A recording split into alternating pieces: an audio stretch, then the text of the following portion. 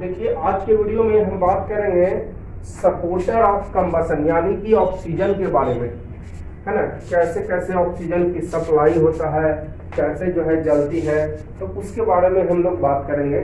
उसके पहले मैंने एक एक्टिविटी किया, ठीक है।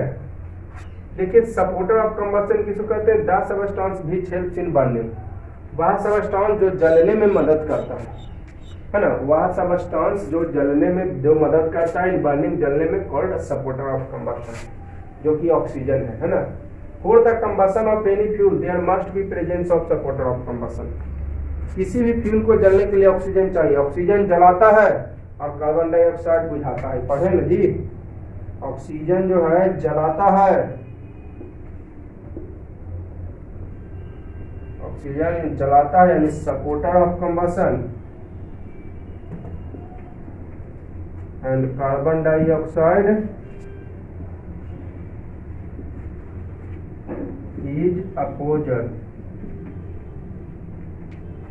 अपोजर मतलब विरोध करने वाला। सपोर्टर है या अपोजर है, मतलब ये जलाने में मदद करता है और ये आपका जो है अपोजर करता है, जलाने में मदद नहीं करता है, ये जो है और जहाँ तक बुझा देता है। ठीक है, ये तो पहले ही पढ़े। ऑक्सीजन जलाता है, कार्बन डाइऑक्साइड बुझाता है ना। तो वह सबस्टेंस जो मदद करता है जलने में, सपोर्टर ऑफ कंबसन कहलाता है। और जलने के लिए supporter of combustion must present होना चाहिए। अब एक एक्टिविटी की, क्या लिए कि दो को कैंडल लिए। देखिए यहाँ पर दो कैंडल लिए। एक कैंडल को जो है ओपन जलाएं और दूसरा कैंडल को हम क्या किए, ग्लास जार से कवर कर दिए। दूसरा कैंडल को ग्लास जार से कवर कर दिए। किससे कवर कर दिए? ग्लास जार से। एक कैंडल को ओपन में जलाएं और दूसरा कैंडल को ग्लास जार से कवर कर दिए। ठीक है, ये देखिए ग्लास जार है, इससे कवर कर दिए। ये आपका हो गया ग्लास जार। ग्लास क्यों नहीं है? ताकि हम देख सकें कि क्या हो रहा है अंदर। ठीक है, ध्यान दीजिएगा। तो ग्लास जार से कवर किए ना, तो कुछ समय के लिए जलेगा और फिर ये बुझ जाएगा। कुछ समय के लिए तो जलेगा ही जलेगा और फिर ये बुझ जाएगा। यानी केवल और केवल इसमें ये क्या है? बत्ती है। ये वीक हो गया बत्ती। यही बता रहा है कि क्या बता रहा है? ये जल रही है। ठीक है, ये बता रही है लाओ कि ये क्या हो रही है? ये जल रही है। ठीक है, देखो this indicates that this is burn. ये आपको बर्निंग हो रही है। This indicates there is not burning because covered with a glass jar, है ना। तो वही मैंने लिख दिया। दो कैंडल्स लिए, one glass jar, light them both candle, दोनों कैंडल को जलाएं। Cover one of burning candle with glass jar, एक को ग्लास जार से कवर किए। तो ऑब्जर्वेशन क्या हमने देखा? One candle which is open continuous burn. जो कैंडल ओपन था वो लगातार जल रहा था। Other candle which covered with glass jar it continuous burn for some time. जो आपको कवर्ड हो गया वो कंटिन्यूअस बर्न हुआ, but for some time, some time मतलब कुछ समय के लिए। Whenever oxygen is present inside, जब तक इसमें अंदर में ऑक्सीजन प्रेजेंट है तब तक ये जल रहा है। एंड देन गेट एक्सटिंग्विश, और ये फिर बुझ जाता है ना।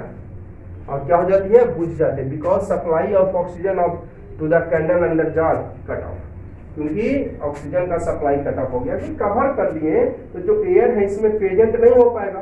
तो जब तक इसमें अंदर में एयर था, ऑक्सीजन था, जल रहा था।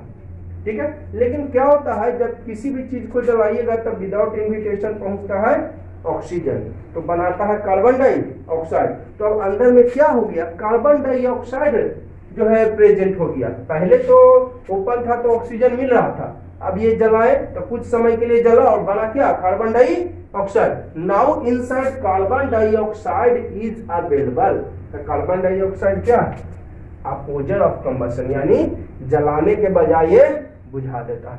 तो कैंडल क्या हो जाएगा? आपका बुझ जाता है, क्योंकि ऑक्सीजन सप्लाई कट ऑफ हो जाता है। क्लियर है ना? क्यों बुझा? क्योंकि जब कुछ समय के लिए जला, ये कार्बन डाइऑक्साइड दिया, कार्बन डाइऑक्साइड अंदर में ही रह गया तो कार्बन डाइऑक्साइड बुझा देता है। So this activity shows that supporter of combustion is must for the combustion.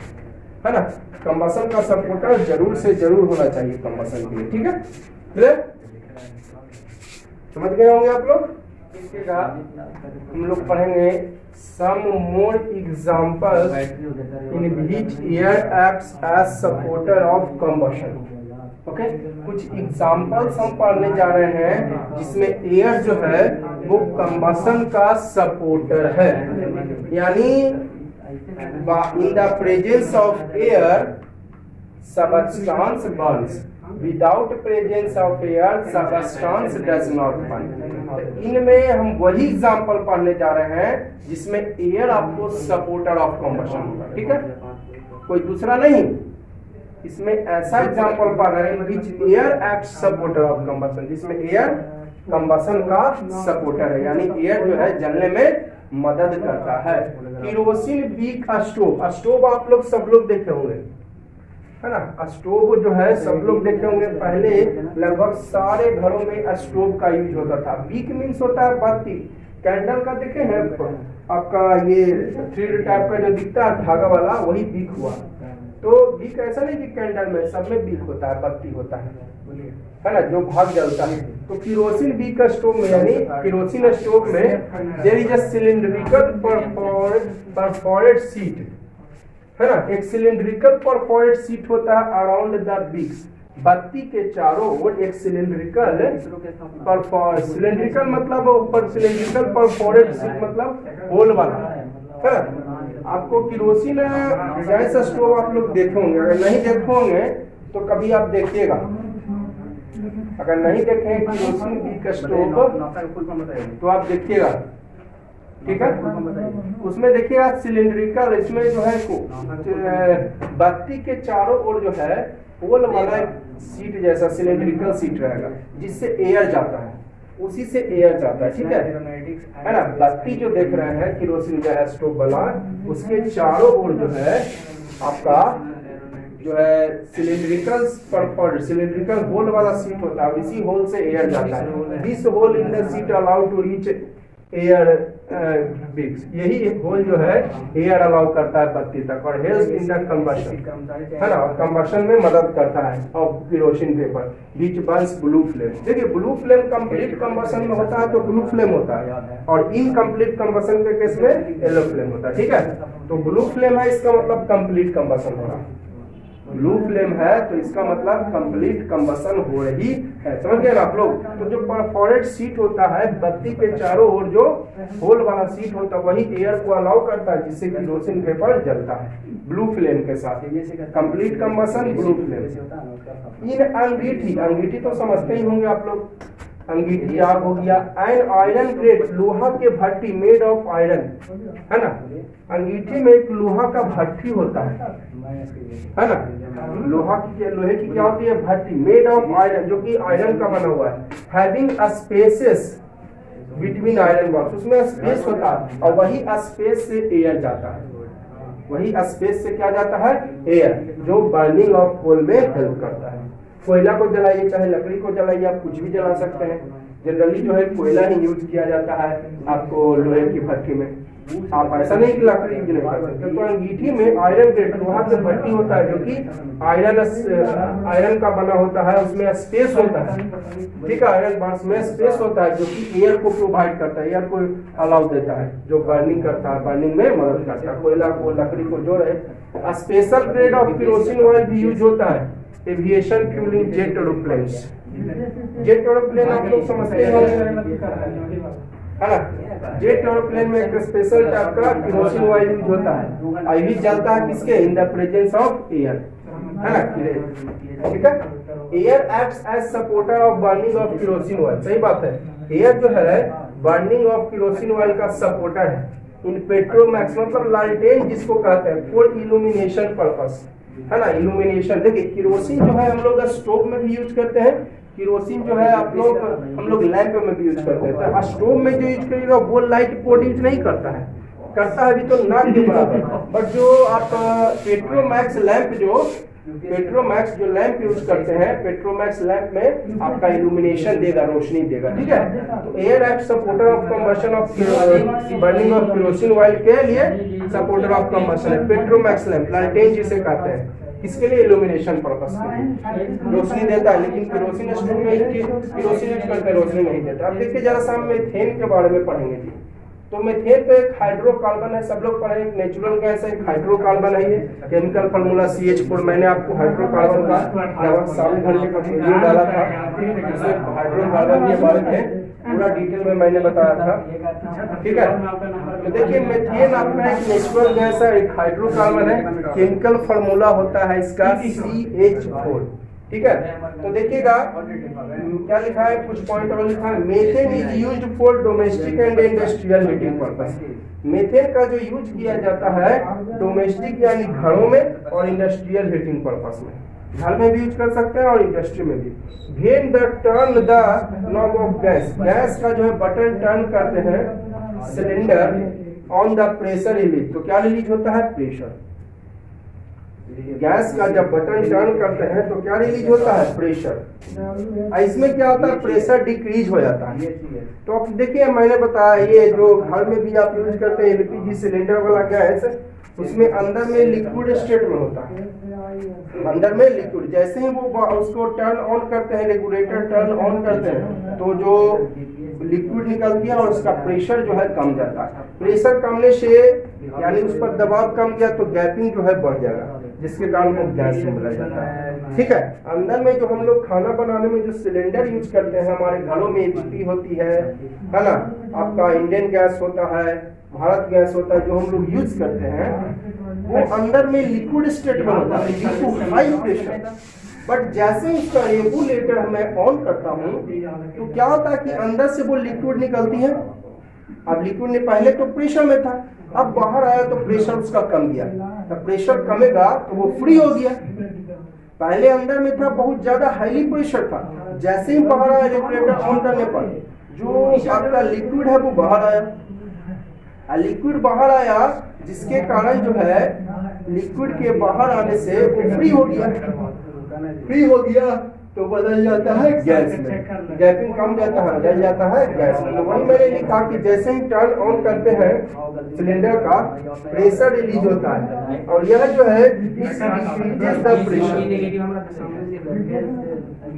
This decreases the pressure, यह प्रेशर को कम कर देता है, यानी गैपिंग बिटवीन पार्टिकल्स इंक्रीज और converted inside the cylinder and highly volatile liquid natural gas changes into gas. और क्या में चेंज होता है? गैस में। मैंने अभी बताया आप लोगों को गैस में चेंज होता है। ये गैस जो है close to burner of cooking gas, यही गैस जो है कुकिंग गैस है। जैसे जो लिक्विड है उसको प्रेशर जो है कम गया, लिक्विड का प्रेशर कम गया, वो फ्री हो गया एंड कन्वर्टेड इनटू गैस। यही गैस जो है बर्नर कुकिंग स्टोव के बर्नर तक पहुंचा और इग्नाइटेड जलता है ब्लू फ्लेम के साथ। इसका मतलब कंप्लीट कंबशन। ब्लू फ्लेम जहां भी देखे complete combustion, producing a lot of heat, ढेर सारा, लॉट ऑफ हीट मतलब ढेर सारा हीट, बहुत ज्यादा, बहुत हीट, ठीक है, बहुत ज्यादा heat. This heat is used cooking food, या खाना बनाने में यूज करता है या इंडस्ट्रियल यूज में होता है, ठीक है। अब देखिए कुछ पॉइंट्स मैंने लिखाया कुकिंग गैस के बारे में, है ना, आगे भी इसके बारे में डिस्कस करेंगे डिटेल में। If the gas which is flowing through burner of cooking stove, जो गैस कुकिंग स्टोव तक पहुंचा, have suitable mixture of with air, उसमें एयर का सुटेबल मिक्सचर है तो burns with blue flame. Suitable mixture means जितना air होना चाहिए उतना ही है तो कंप्लीट कंबशन होगा और ब्लू फ्लेम देगा due to complete combustion of LPG. Cooking gas मतलब क्या हुआ? कुकिंग गैस एलपीजी ना, हम लोग कुकिंग में कौन सा गैस यूज करते हैं? एलपीजी। हम लोग कुकिंग में यूज करते हैं एलपीजी, ठीक है। और ये मेथेन जो है ना, ये आपका गोबर गैस से भी रिलीज होता है जी, गोबर गैस प्लांट से भी आपका मेथेन रिलीज होता है। तो गैस जो है flowing through burner of cooking stove. Cooking stove कौन हुआ? ये चूल्हा जिसको कहते हैं।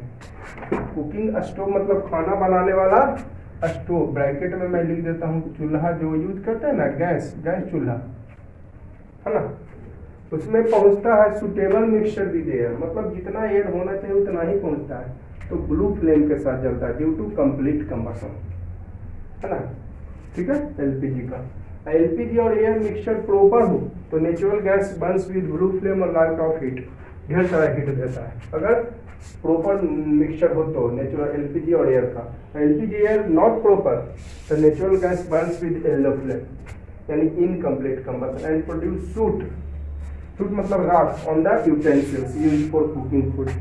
और देखते हैं अगर इनकम्प्लीट कंबशन होगा तो बर्तन पर राख जो है जमा हो जाता है, सूट पार्टिकल्स, SOOT, सूट मतलब राख जमा हो जाता है ड्यू टू इनकम्प्लीट कंबशन, है ना, due to unburned carbon particles, यानी कह सकते हैं ड्यू टू इनकम्प्लीट कंबशन।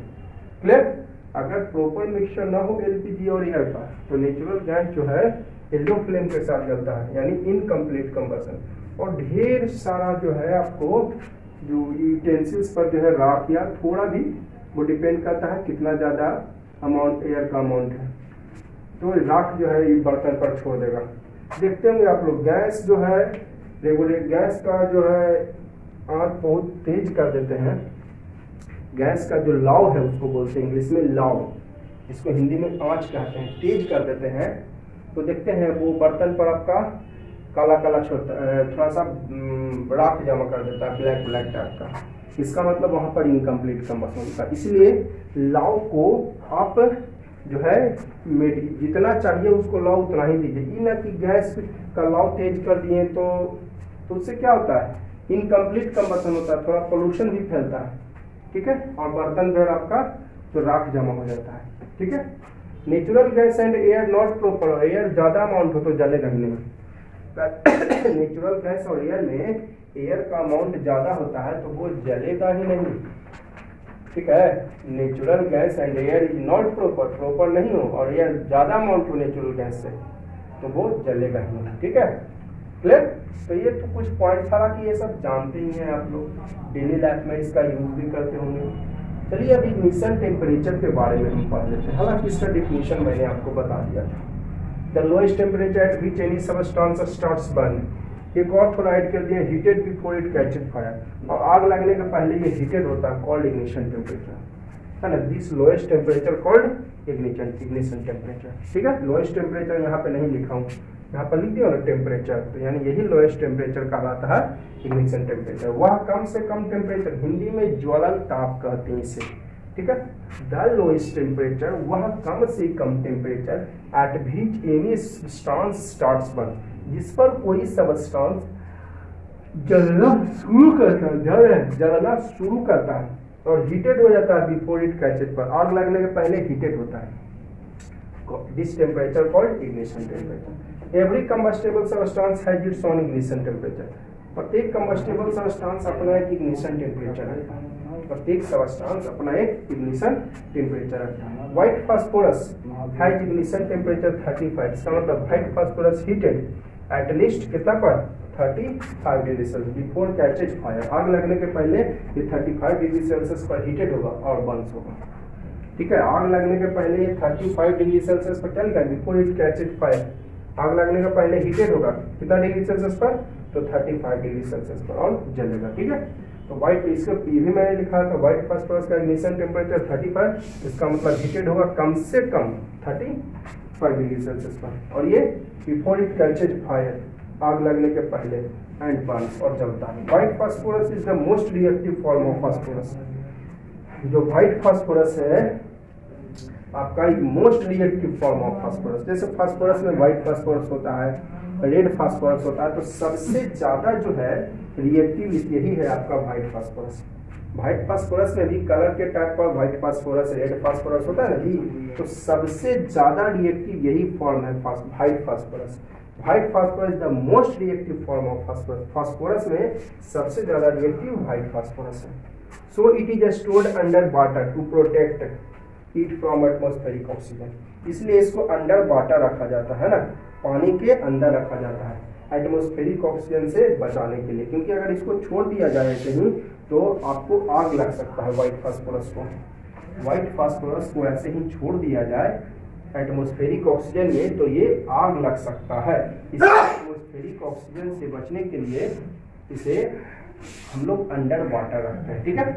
ठीक है, white phosphorus most reactive form of phosphorus, then it is stored, so it is stored under water. इसको वाटर के अंदर रखते हैं, कहाँ रखते हैं, वाटर के अंदर रखते हैं, टू प्रोटेक्ट इट, इसे बचाने के लिए, किससे बचाने के लिए, एटमॉस्फेरिक ऑक्सीजन से, क्योंकि अगर इसे एटमॉस्फेरिक ऑक्सीजन में खुले जगह में छोड़ दिया जाए तो अपने आप जो है इसमें आग लग सकती है, इसीलिए इसको अंडर वाटर रखा जाता है। और सोडियम पोटासियम भी मोस्ट रिएक्टिव है, इसको रखा जाता है अंडर केरोसिन ऑयल, क्यों, वही एटमॉस्फेरिक ऑक्सीजन से बचाने के लिए। ये catches fire in open air, open air में रखिएगा तो भी आग लग सकता है due to low ignition temperature, इसलिए इसको स्टोर किया जाता है under kerosene oil to protect from atmospheric oxygen. ठीक है, ये भी रिएक्टिव है, इसलिए अंडर केरोसिन ऑयल इसको रखते हैं एटमॉस्फेरिक ऑक्सीजन से बचाने के लिए, क्योंकि अगर ओपन एटमॉस्फेयर में रखिएगा तो ये आग लग जाएगी। ठीक है, देखिएगा मैंने कुछ पॉइंट्स और लिखाया, देख लीजिए इसको, कोल वुड चारकोल को PTC do not catch fire just in putting air, क्योंकि इसका इग्निशन टेम्परेचर ज़्यादा होता है, बस जिसका इग्निशन टेम्परेचर लो होता है catches fire easily and kept under kerosene और वाटर, जिसका इग्निशन टेम्परेचर कम होता है, सॉरी कम होता है, मैंने ज़्यादा बोल दिया शायद, जिसका इग्निशन टेम्परेचर कम होता है उसमें आसानी से आग लग जाती है, इसलिए इसको किसी चीज में स्टोर करके रखा जाता है ताकि ये आसानी से इसमें आग न लगे। ठीक है, लेकिन कोल वुड चारकोल ये सब पीटीसी ये सब do not catch fire easily putting in air because they have high ignition temperature. ठीक है, कुछ कॉमन सब्सटेंस है जैसे कि अल्कोहल, बेंजीन, ईथर, एलपीजी है ना, सीएनजी, ये सब का इग्निशन टेम्परेचर कम होता है, इसलिए इसको रखा जाता है, स्टोर किया जाता है बहुत केयरफुली। जैसे देखते हैं सिलेंडर में भर के रखा जाता है एलपीजी सीएनजी को, है ना, ये सब भी सब्सटेंस का इग्निशन टेम्परेचर थोड़ा कम होता है, इसलिए इसको सावधानी से रखा जाता है। Ignition temperature also called kindling temperature और इग्निशन पॉइंट, इग्निशन टेम्परेचर को दूसरा नाम काइंडलिंग टेम्परेचर या इग्निशन पॉइंट पे, जैसे पानी को जल कहिए, नीर कहिए, कोई फर्क नहीं पड़ता, उसी तरह इग्निशन टेम्परेचर को काइंडलिंग टेम्परेचर कहिए, इग्निशन पॉइंट, कोई फर्क नहीं पड़ता। अब देखिए कुछ क्वेश्चन दिए based on ignition temperature, some questions based on ignition temperature, मैंने क्वेश्चंस दिया जो इग्निशन टेम्परेचर बेस्ड पर। Splinter of food burns easily, लकड़ी का छिलका, देखते हैं लकड़ी को रोनता है, लकड़ी को क्या करता है, रौन के ऊपर में जो छिलका नहीं मिलता है, जैसे केले का छिलका जिस तरह से होता है ना, सेब का छिलका होता है ना, तो उसी तरह रोंदता है लकड़ी को, तो पतला पतला पतला का छिलका जो होता है ना वो, तो स्प्लिंटर ऑफ फूड यानी लकड़ी का छिलका Burns easily but log of food does not burn easily, लेकिन लकड़ी का जो लॉग है, लॉग मतलब लकड़ी का बोटा हो गया, लकड़ी का बोटा जो बड़ा बड़ा होता है ना वो, स्प्लिटर ऑफ फूड मतलब लकड़ी का जो छिलका है बर्न्स इजीली, लकड़ी का छिलका आसानी से जलता है, लेकिन लकड़ी का जो बोटा है वो आसानी से नहीं जलता है, क्यों, तो ध्यान दीजिएगा, स्प्लिंटर ऑफ फूड मतलब लकड़ी का छिलका बर्न्स इजीली आसानी से जलता है, लेकिन लकड़ी का बोटा आसानी से नहीं जलता है, क्यों, तो देखिएगा सिंपली बस लो इग्निशन टेम्परेचर इसका हाई इग्निशन टेम्परेचर, बस तो लकड़ी का छिलका है low ignition temperature burns easily but log of food high ignition temperature but does not burn easily, ये log of splinter of food low ignition temperature burns easily, ये आपका high ignition temperature log of food तो does not burn. ठीक है, coal देखिए, coal is burn easily by addition of little amount of kerosene, कोयला को देखते हैं आप जलाते हैं तो इसमें थोड़ा सा केरोसिन ऑयल ऐड कर दिया जाता है, coal is burn easily by the addition of little amount of kerosene oil, by तथा कोयला जलाया जाता है आसानी से उसमें थोड़ा सा आपका केरोसिन ऐड करके, है ना, या क्वेश्चन ऐसे पूछ सकता है coal fire can be start indirectly, coal fire को इनडायरेक्टली स्टार्ट किया जाता है, इनडायरेक्टली मतलब किसी के सहारे, डायरेक्टली नहीं, by pouring little amount of kerosene over coal, कोयला के ऊपर थोड़ा सा केरोसिन ऐड करके, क्यों, है ना, तो दोनों एक ही क्वेश्चन है, coal is burned easily by addition of little amount of kerosene oil. कोयला जो है जलाया जाता है थोड़ा सा केरोसिन ऑयल ऐड करके। क्यों? या कोल फायर, कोयले में आग लगाया जा शुरू होता है इनडायरेक्टली। इनडायरेक्टली मतलब किसी के सहारे, डायरेक्ट नहीं, by pouring little amount of kerosene over coal, कोयला के ऊपर थोड़ा सा केरोसिन ऐड करके। क्यों? तो देखिए coal answer, coal is burned easily by addition of little amount of kerosene oil because kerosene oil has low ignition temperature. Kerosene oil का इग्निशन टेम्परेचर कम होता है, इसलिए आसानी से इसमें आग लग जाता है। प्रोड्यूस हीट बाय, है ना, बर्निंग केरोसिन, है ना, और इस आसानी से हीट प्रोड्यूस होता है केरोसिन के बनने से। यही की जो है हीट्स कर देता है कोल को। जो केरोसिन के जलने से जो हीट प्रोड्यूस हुआ, heats of coal to its ignition temperature, अपने इग्निशन टेम्परेचर पर, और कोयला में आग लग जाती है, कोयला जलना शुरू होता है। ध्यान से देखिएगा, कोयला आसानी से जल जाता है थोड़ा सा केरोसिन ऑयल ऐड करके। क्यों? क्योंकि केरोसिन ऑयल का इग्निशन टेम्परेचर कम होता है, इसलिए आसानी से आग लग जाता है by burning of kerosene. Kerosene के जलने से आसानी से आग लग जाता है। और ये जो है ना, केरोसिन के जलने से जो आग लगा, हीट हुआ, वो हीट्स कर दिया कोयला को। जो केरोसिन के जलने से जो हीटिंग हुआ, वो हीट कर दिया किसको? कोल को, है ना, टू इट्स इग्निशन टेम्परेचर, अपने इग्निशन टेम्परेचर पर, जिसके कारण कोयला भी जलना शुरू हो जाता है। ठीक है, तो इस वीडियो के लिए हम इतना ही रहने देते हैं। और वीडियो आप लोग को अच्छी लग रही हो जरूर लाइक कीजिएगा और अपने दोस्तों को शेयर कीजिए। हर एक व्हाट्सएप ग्रुप जो आपके मोबाइल फोन में व्हाट्सएप ग्रुप है उसको पर शेयर कीजिए, ताकि जो है ज्यादा से ज्यादा दोस्त जो है इसका लाभ ले सकें।